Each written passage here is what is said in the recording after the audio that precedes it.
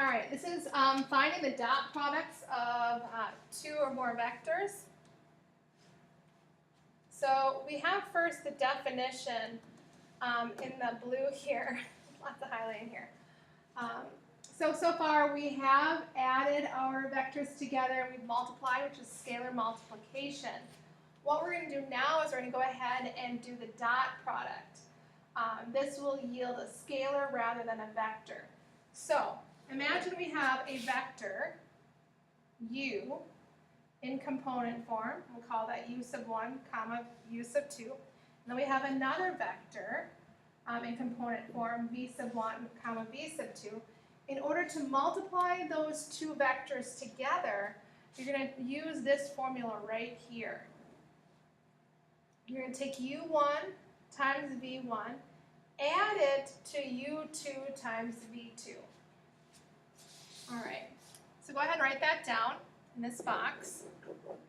Then there are some properties for you to be aware of in regards to dot products. So go ahead and check those out. All right, so let's go ahead and talk through that. This one is the commutative property. So you have u times v equals v times u. Just flip-flop the vectors around, you get the same. Property 2 is the multiplicative identity.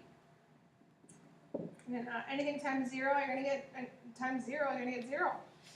This one's your associative.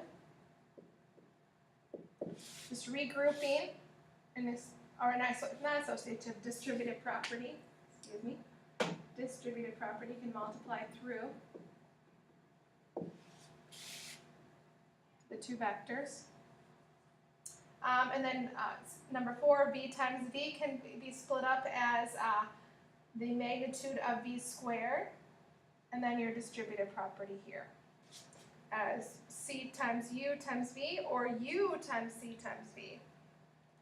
So let's go ahead and practice this. So here is a vector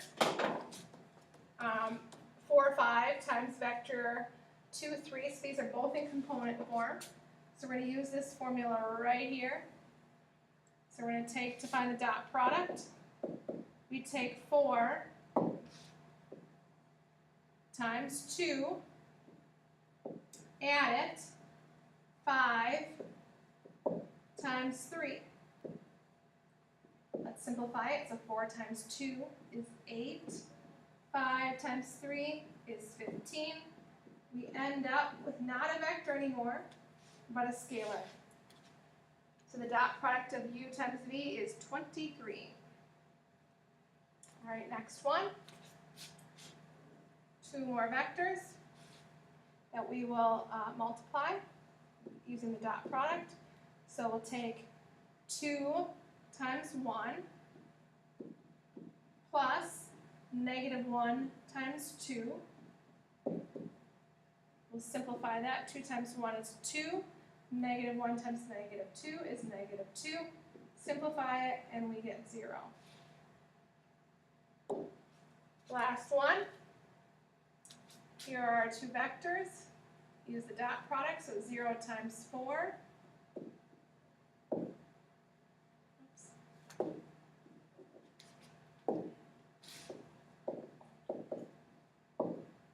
Plus 3 times negative 2. 0 times 4 is 0. 3 times negative 2 is negative 6. Combine those together and you get negative 6. And that is your dot product.